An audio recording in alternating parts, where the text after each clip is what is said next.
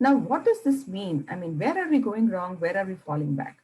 Is it this that we are having lesser research that is happening? Well, I don't think that this is right, because currently we have about 20,000 dissertation and thesis works in Ayurveda alone. And this is across all the colleges, all the universities, postgraduate as well as PhD level dissertation and thesis works across India. And some of these dissertation works and thesis works have also happened outside of India. So clearly it is not that we are lacking or we are doing lesser research. Where else?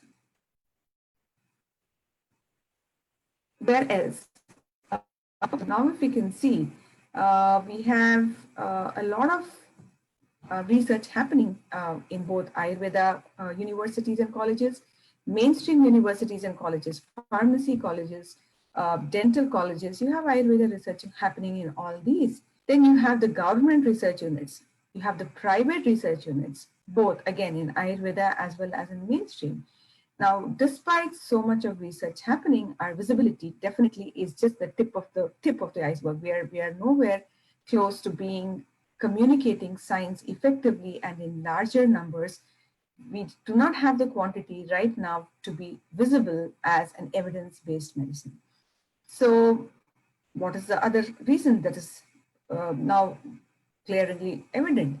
It is that it's not just lesser research, it is lesser better research and lesser communication.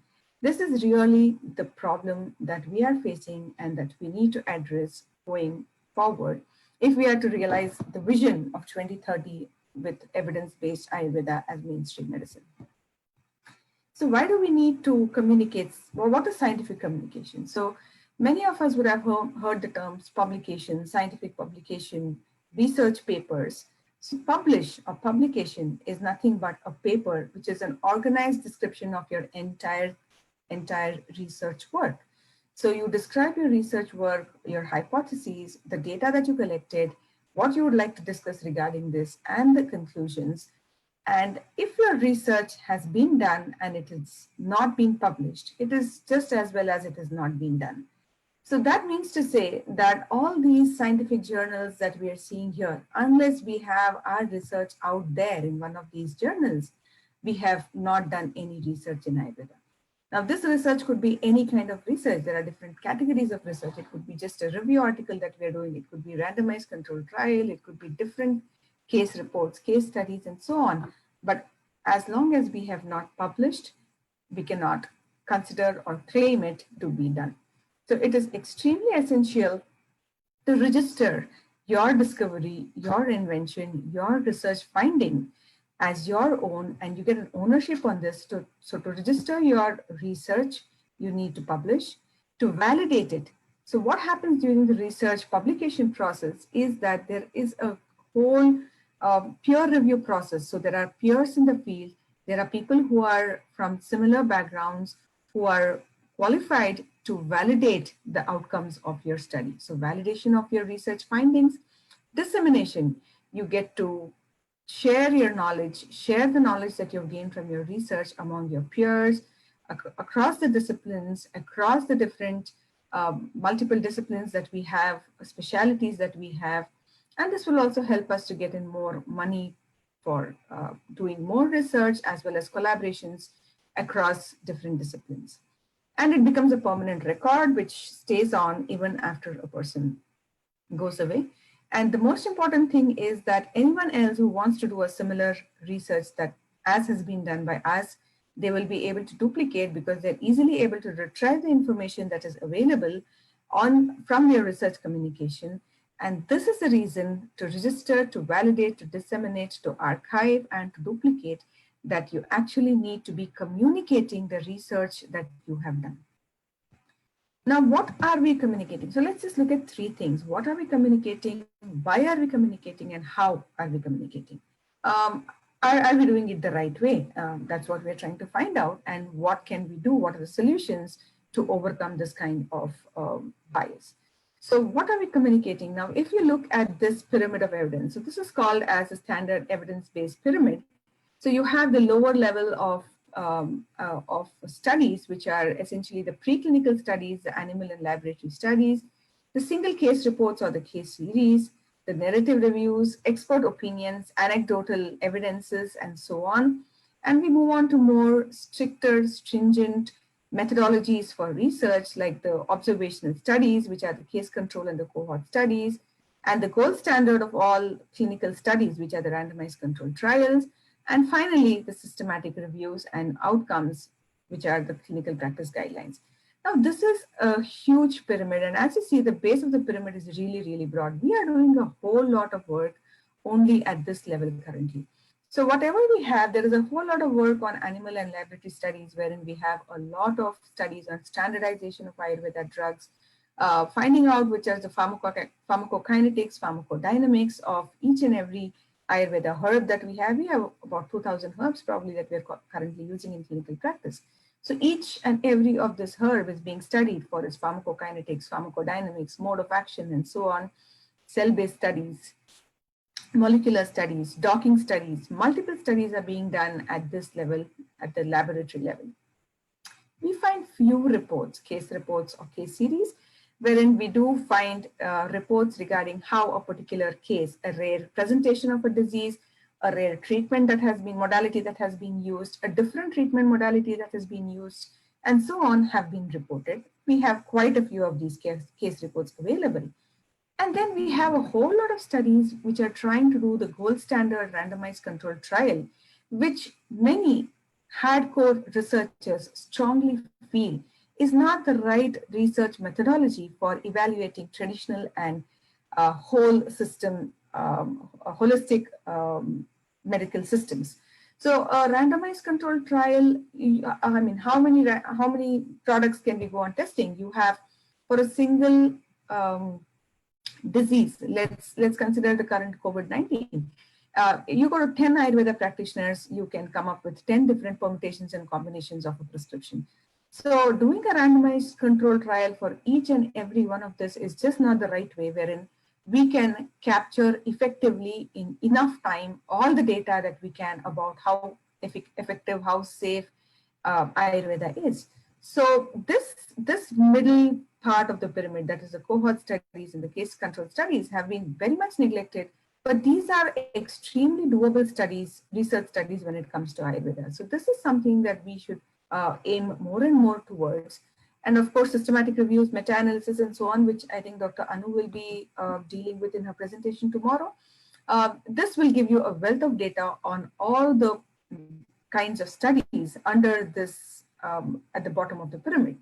So it is very essential that what we are communicating moves up the pyramid, climbs up the pyramid, and we get more and more studies out there on these topics.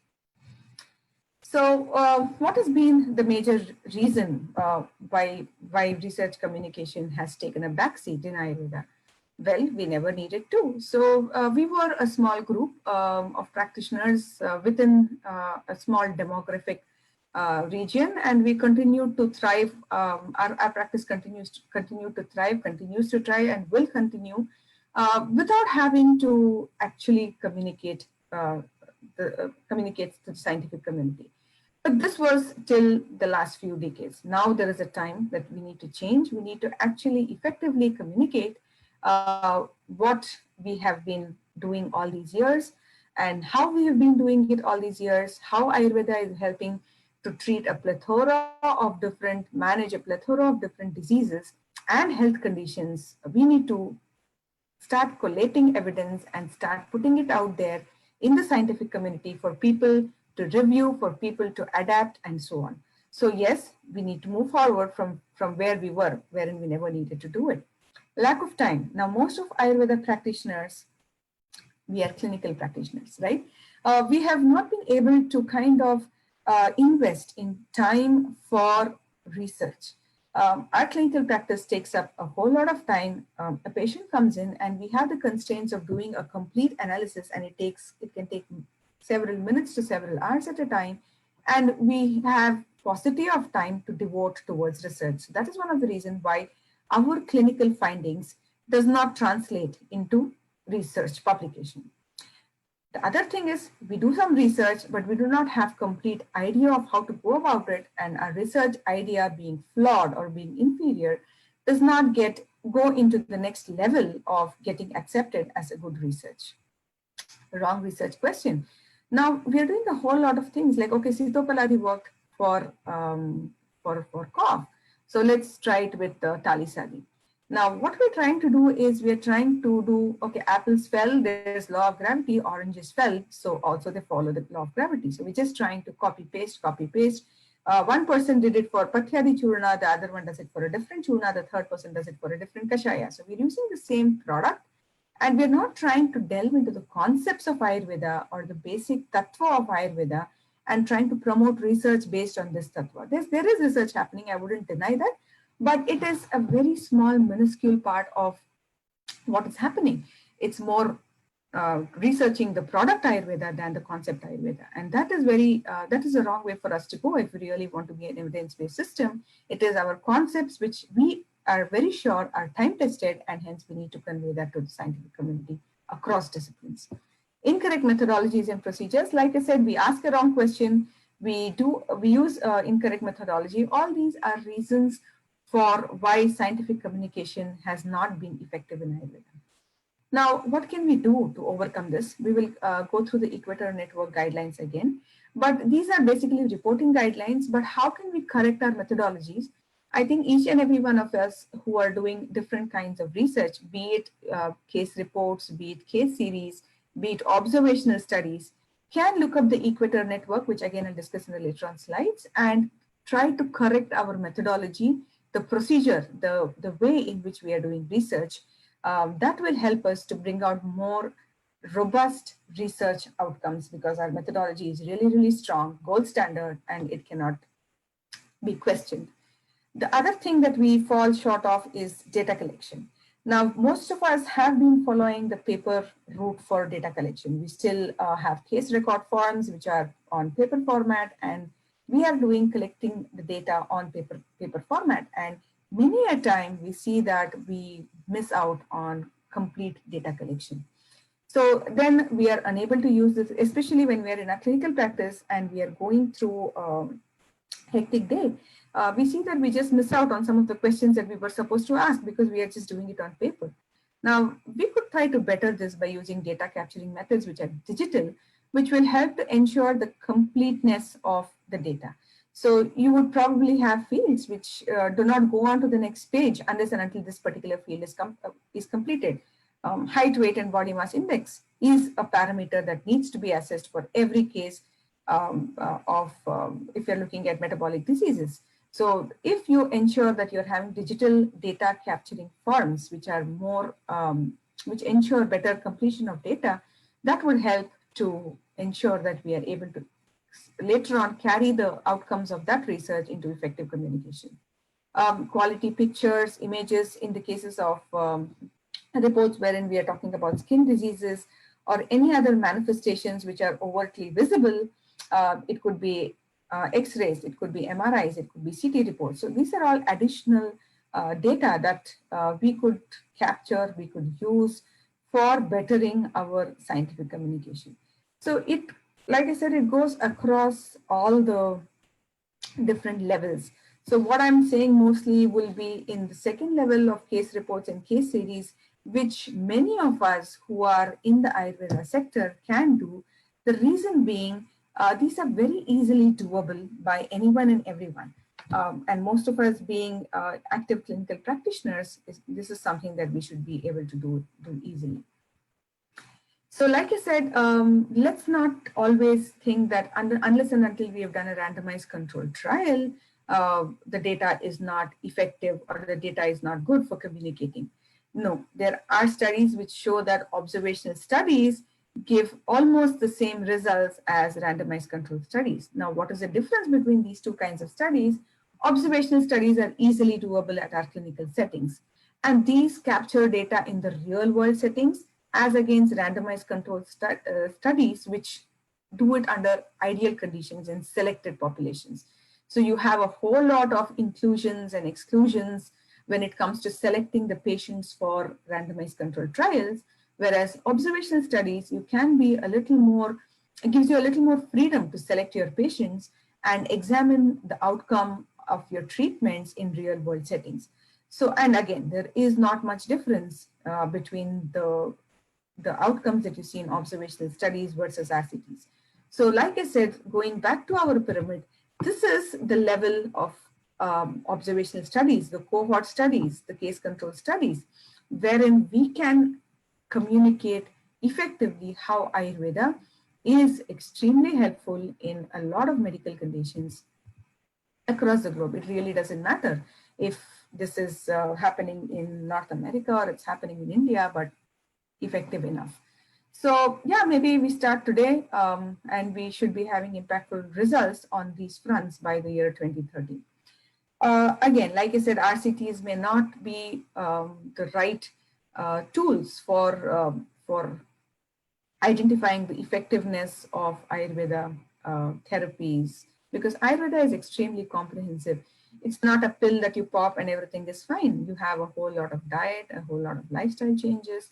You have behavioral changes that you need to adapt to. You have medications, multiple polyherbal, herbo-mineral medications, and you also have therapies, external therapies, internal therapies, and so on. So this comprehensive management is not amenable to the RCT approach. So not improbable, not impossible, but still it's not easy enough. So we can start designing more and more research, which is currently happening, more and more research in using unconventional research design, like whole system trials. So what does a whole system trial do? A whole system trial takes into consideration all the variables in the management of a disease. It could be ahara, it could be vihara, it could be aushadha, it could be panchakarma procedures. So you kind of make a composite treatment guideline and use all of this in the management of your patients. And this could be done, this could be a different trial design, which will help to effectively bring out how Ayurveda works.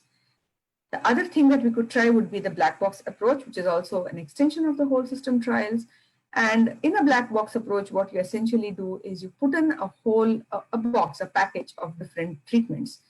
You could say that you want 10 kashayas, 5 churnams, 3 tablets, 4 ghrithams, and so also you would want some panchakarma procedures. So you put all this in a package, and within that package, you pick and choose for your patient, depending on whether you want to see the strength of the disease, strength of the person, and so on. You're allowed to pick and choose from this black box.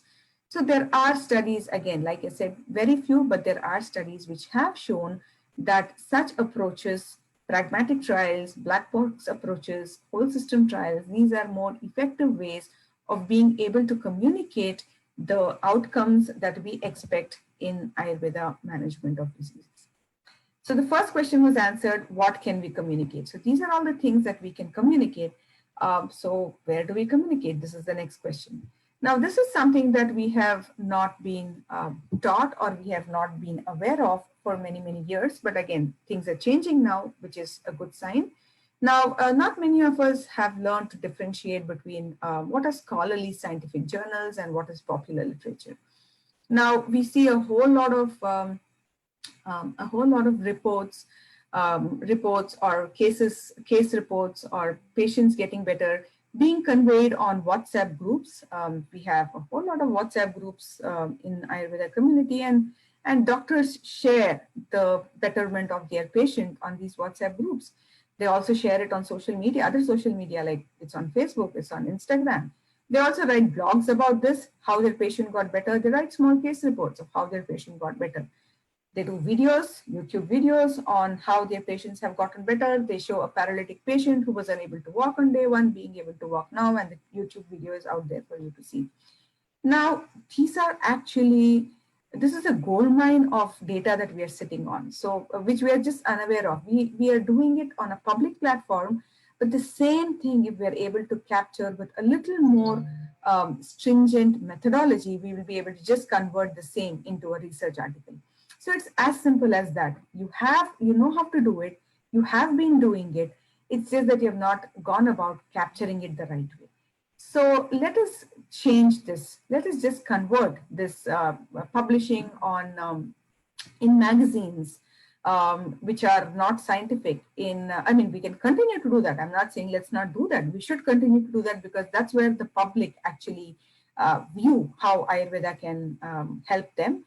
But along with this, I think we should, like I said, the Google search showed us 135 million for Ayurveda.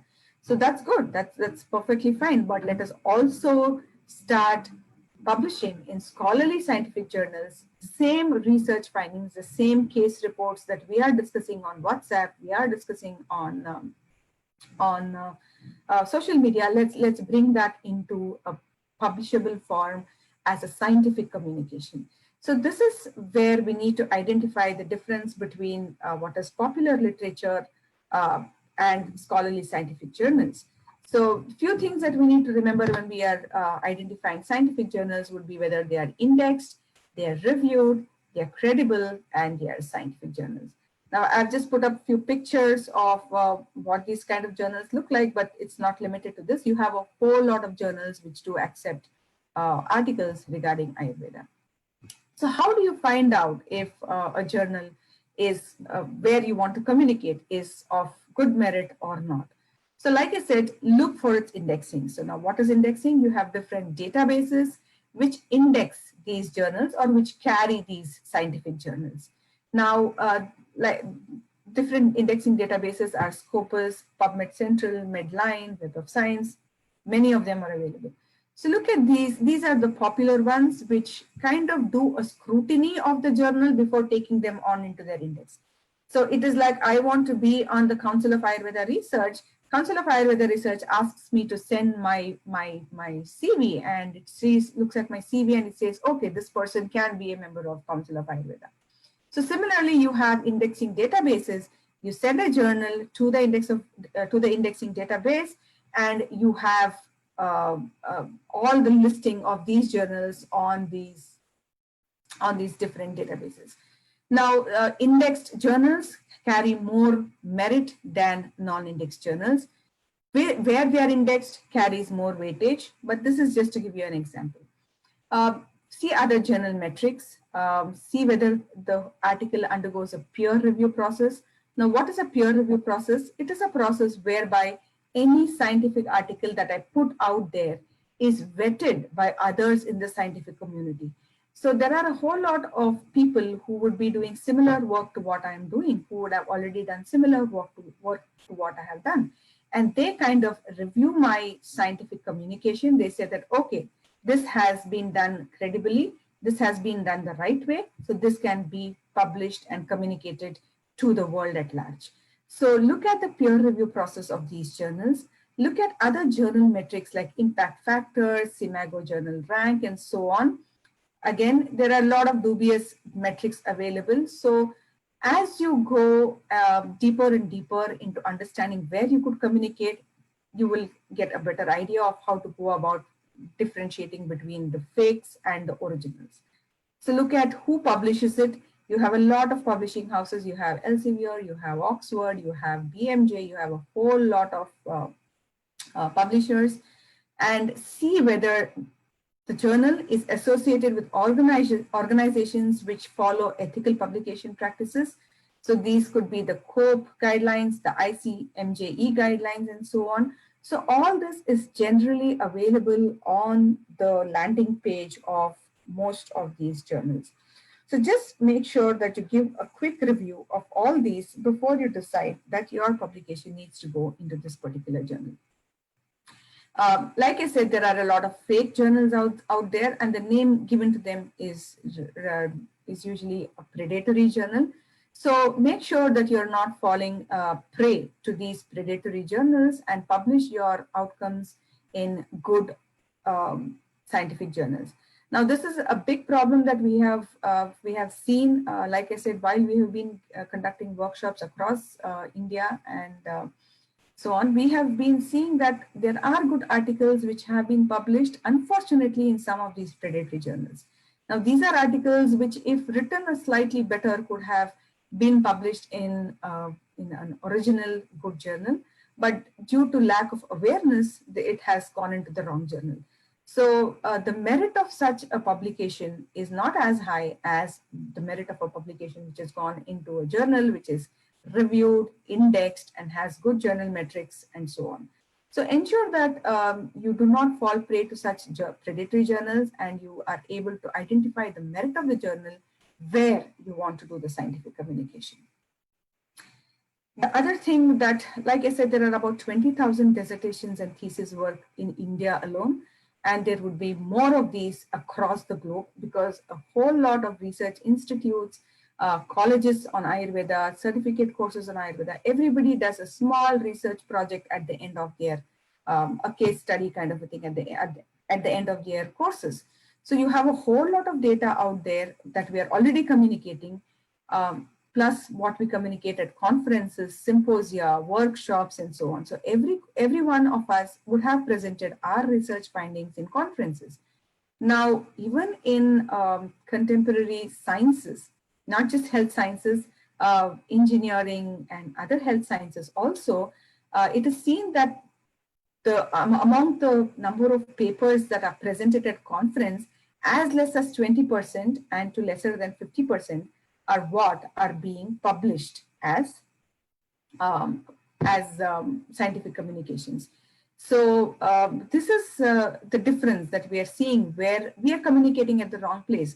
Now, what happens when you communicate in your conference, right? So when you communicate within an Ayurveda conference, it is only the limited number of people who are attending that particular conference who get to know what you have done. Now, the minute you put it out there on a scientific communication in a scientific journal with a good indexing, you will see that it reaches out to 10 times more people or 100 times more people than present at that particular conference.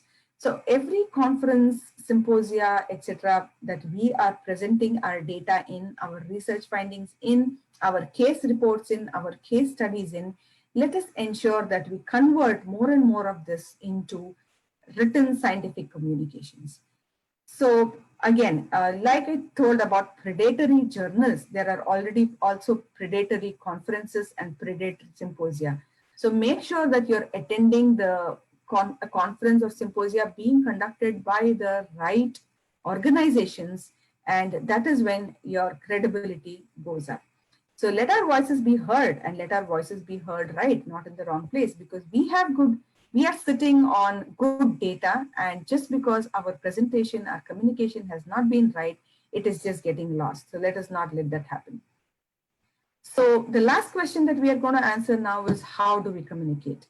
So like I said, just look up the Equator Network, which is for enhancing the quality and transparency of health research. And you have guidelines for every study type. So you remember the pyramid that we saw?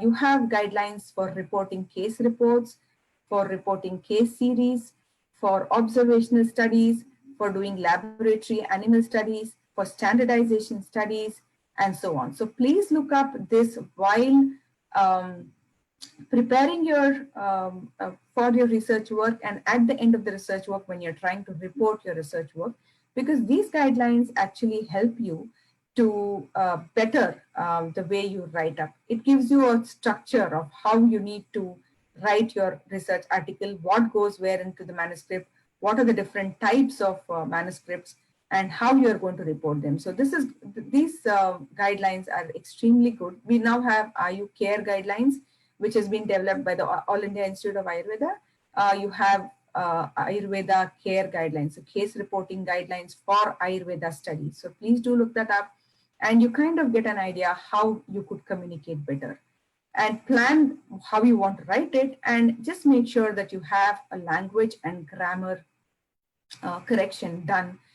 If you're not very adept at it, you could always get it done by a copywriter who will help ensure that your language is better and the grammar is better. Now, there is no shortcut to writing better. We need to read more. So the more and more we access these different databases and read up Ayurveda literature, currently available Ayurveda scientific literature, that is when we can start writing better. So what is being done on all these fronts, where we communicate, how we communicate, and so on. So research has now been introduced in undergraduate curriculum, and I see that I recently did a class for on research and scientific communication for an institute in the United States, and I was very happy because for the first time I could see that even the Ayurveda courses that are being conducted here in North America have included research into their curriculum. And that is very heartening, because that is the right way to proceed. The minute you give more information on a topic, that is when people will be enthused to take up research, to contribute at least with one scientific communication in their lifetimes. So insistence on publication, scientific reporting at all levels, postgraduate, graduate, and PhD levels. A lot of training for students, faculty, and research on research methodologies, statistics, and scientific writing. Like I was saying, we are a part of this initiative, wherein we are doing regular training of resources, human resources for bettering research and increased visibility of Ayurveda research, not just PubMed, which is the NIH database, but you also have Ayush Research Portal, Dhara Online, Researches in Ayurveda, and so on, wherein you can get credible information. So read up on these, and we can make ourselves more visible, write better, communicate better. And we are taking just baby steps in this direction of communicating scientific research. We have good data, and we will ensure that it's a long way to go. We cannot reach fast, but all the more reason that we do more and more of us involved in this kind of an initiative to ensure that Ayurveda becomes the evidence-based medicine that the world is asking it to be. So I would like to end with this quote by Charles Darwin. A naturalist's life would be happy one if he had to only observe and never to write. So apparently Charles Darwin wrote or did the first observations for origin of species when he was 28 years old. But he actually wrote a paper and wrote the book on origin of species 20 years later. So a long way from when he first observed to when he finally came up with his momentous findings on the origin of species. So that's heartening. We have a long way to go. Each one of us here who have been so far promoting Ayurveda by our clinical practice, by our talks, by our blogs, by our videos, let's go one step further and start communicating it in scientific journals. I would like to thank the Council of Ayurveda Research for having given me this opportunity to kickstart the series for Ayurveda Day. And with that, I will sign off and hand over the mic back to Pratibha or Vandana. Thank you so much. Thank you so much, Dr. Sriranjini. It was very informative and very invigorating, and the simple language you used to present it. And I wish that there were more participants, especially I wish it could reach to the community where it is directed to, because you said that, and it is a fact that there are more than 20,000 dissertations across India, across various institutions, and it is getting, people are presenting their research work into symposia, into the conferences, into the, at the various platforms, workshops, but this is not getting published, it is not getting communicated in right way. I would like to share here one of my experience, that being a reviewer for a couple of journals, and I come across articles meant for publication where the writing, the data, if the data is good also, how it is presented at our institutes, the training, it has begun in last, say, 1 decade back. So it is not at par, the training is not reaching, and the students who are good in Sanskrit, we do not expect them to be good in English. So this is also a very big shortcoming, where language, they do not meet the standards, they do not know how to, besides everything that you mentioned. So the session is going to end, so I would hand over to Dr. Pratibha if she have to say something. Unmute yourself, please. Can you start your video if you like, Dr. Vandana? Oh, I'm so sorry, I forgot. No, that's okay. I tried to start yours. Dr. Dinah Lurie is here. If she wants to comment or say something, she's very welcome. Oh, well, I thought that was a really interesting presentation. Thank you. And it really is, it is an issue. And I think just from a historical perspective, I think it's taking what has been an oral tradition and a tradition of mentoring from, you know, one person to another and translating that into a biomedical tradition of publication. And so I think that that has been not an issue, but it's a transformation of the field of Ayurveda that we also need to take into account. I think very well said. I think that's a very interesting aspect of where we come from and how is it trying to match up with what we call science today.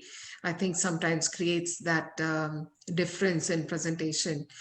And I want to just make a couple quick comments that I think we are making progress in terms of warming up people in the Ayurveda community to start thinking about documentation, about presenting, about publishing, etc. But I think we have to also focus on changing the culture in the Ayurveda fraternity, whether it's about the kind of language and terminologies that we use, which are often very flowery and very, words like magical and all of that, and enshrined in glory of the past. That becomes sort of the front face often of what we call the presentation, and you lose the scientific community right there. So that almost like a compulsion or almost like a conditioning that we have back in India, especially in the Ayurvedic fraternity, is to live in the glory and not open the eyes to what is required of today. That sort of conditioning that is there, not just in general in India, but also in the training institutes of Ayurveda. I think that's where the seeds of the issue start, where you are kind of encouraged to use very flowery, very um, glamorous language rather than objective language to articulate your success. Definitely, research methods are still a far cry, but in general, the environment is very, how glamorous can you get with your anecdotal presentations? That is something that is almost, there is a competition on, and that's encouraged. That's actually lapped up. So that's a deeper culture that needs to change, I think. And then second, I wanted to, first of all, of course, congratulate you for summarizing everything so very beautifully in this short presentation, what we have and where we can go. I wanted to request, if possible, first of all, Dr. Sriranjini, we'll talk about getting you on board. We have had a couple conversations, but we'll get you into the research board. Because slowly but surely, again, slowly it becomes mandatory when we are trying to do things properly. But slowly but surely, we're trying to bring in some sort of framework for documentation and proper practices.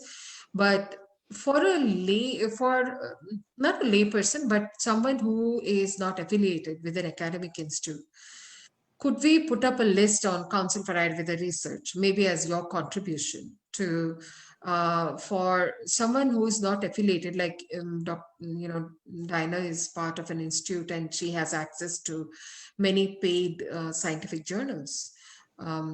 Somebody like me, somebody like Vandana doesn't. So, or others. I mean, we still have some, nooks and crannies where we can, go through and look for scientific journals, access to them. But what could be the resources for someone who is not affiliated with an academic institute? That is also something, because we are all about enabling, not just telling what needs to be done, but also enable and support it and facilitate it. Because unless we try and do that, I think it remains on paper. So do you have any thoughts about that? Well, that issue will remain because currently, not just Ayurveda, any Western biomedical literature that you try and access to has very limited access. But and there is no shortcut. Like there is no way out of this whole paid article viewing fee and things like that. So we don't have any. We do have only these databases that I showed you, the Ayush Research Portal, Dhara, and Researches in Ayurveda, which do put up. Some of them give you access to full text of articles which have been published in few open access journals, which are any ways available outside. What they do is, this is one repository, so you have a standard or readily available portal wherein you can look up researches in Ayurveda. But otherwise, you will need to enthuse people to sign up on ResearchGate and start communicating. Most of the time, what I have seen when I'm no longer associated with the institute is that people are very forthcoming when we write to them, when we write to the corresponding authors, which itself we are unaware of. We don't even know that we can write to these corresponding authors, and many of them, most of them always oblige and send in their full papers. So I think we could write up something small and short on how to access which are the portals they need to be accessing, and the worst case scenario, if nothing is available, where do they go and whom do they ask for? What about JAME? JAME. JAME is free. So JAME you have. So we could add that to the list, right? Yeah. So you could. There are free. See, IU is free. IU is PubMed indexed and IU is free. JIM is PubMed indexed and it is free. That's what I meant. Like those, at least those we should be able to put up. Those we should be able to put up. And the other complementary and alternative medicine journals, however, none of them are free. UGIM, JEPCAM, JACM, ECAM, none of them are free access. So yes, we will need to do something in that direction. Cochrane is free. So you have a few Ayurveda papers on collaboration. Yeah. So you would be able to access them. I think Diana. But I'd also like to jump in and say that any study that has been funded by NIH and is published in a PubMed index journal is available after a year. Oh. So there are many studies that you can access through PubMed. Is there merit in Council for Ayurveda Research subscribing to some of these journals and allowing access to members like all in one place? They're very expensive. They're very expensive. But I mean, if you had give me one example. Oh, I don't even know, because our university subscribes to Science Direct, which is the electronic version, and that's hundreds of thousands of dollars. So I don't know what an individual journal would be to subscribe to, especially out. I don't know. Yeah, it's always better to go in with one composite like Science Direct or Elsevier, which gives you access to the whole journal, all the journals that come under their within their purview, right?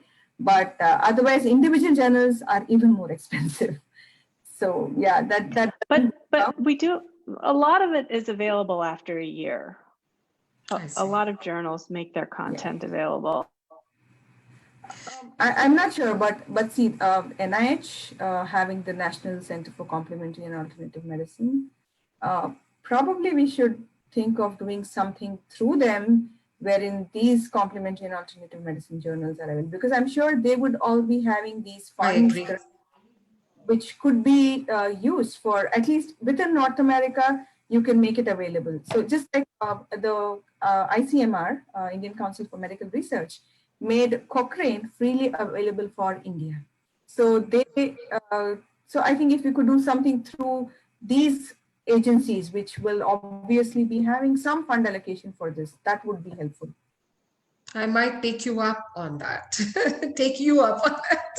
Sure. Bring you into the research board and have you interface with the National Center for Integrative Medicine under NIH on behalf of a nonprofit, which will make sense to them, because we are not for profit at all. Yeah. So they might be able to at a much lower cost, because if we can, as an agency, take the sort of subscription and then let it be available for the small membership fee that we have. It's $15 yearly membership fee or whatever we have on for our members. Then that might make sense, because unless we also start help facilitating, like Diana said that, or you said, Sriranjini, that, we can reach out to the authors after, then they're very obliging. But my thing is, even for them to come across those papers and those authors is something that needs to be inculcated and facilitated, because that culture is not there. Which journals are there? What can I access? So that's why we have started the journal club, to at least start warming up to at least reading one paper and dissecting it apart on a variety of aspects. So I think this is a very doable thing. Like, we put up a proposal together and pull strings and get it. You could have an access. See, even if you charge something like $100 for 1 year access, I'm sure a lot of people would be able to afford it. I mean, it's not unaffordable at all. So it's we could have some fee for it, so that, I mean, we could say that this would be the contribution coming in from our side, and NIH puts in its contribution from its side. The CAM, and work out something like that. I think we should do something like that. I'll definitely be reaching out to you for this. I have to go. I'm All right, sorry. Diana, I know you enjoyed will our get the time. discussion. Very Okay, nice meeting you, bye-bye. Diana. For joining us. See you Bye-bye. soon on the talk. Bye. Yeah. Bye. All right. Thank you Okay. so much. Yeah. Faith, you want to also show your video? Oh, yeah. Thank you, Faith, for sending in all the communication and doing the Yeah, slide. yeah. She's on top of everything. Oh, sure. Do my best. Yeah. All right. So I think this is live. So we want to just announce tomorrow's talk. Dr. Bandana, would you like to just announce Dr. Anu's, and also give a call out as we had discussed, and then we can. Yes, so I look forward to our tomorrow's lecture by Dr. Anupma, and she would be talking on the topic of systematic review and why it is needed in Ayurvedic research. And with this, before we close this session, I would also take this opportunity to invite volunteers and collaborators locally as well as globally to join us, to join Council for Ayurveda Research in our mammoth undertaking. Like we discussed, even a small hurdle crossed with our volunteers and collaborators would be a big step in the direction of getting evidence base and credibility to Ayurveda and Ayurveda research. And also this, for everyone to join as members. I think we would love to have more members. Yes, we would love to have members, volunteer members, members and volunteers both. Yes, of course. And with this, I would like to close the today's session. Thank you everyone for joining. See you tomorrow, same time. Yeah. Thank you. Thank all. you. Bye. Thank you so Have much. a nice Bye-bye. evening. Bye. Bye. Thank you. You too. Bye-bye.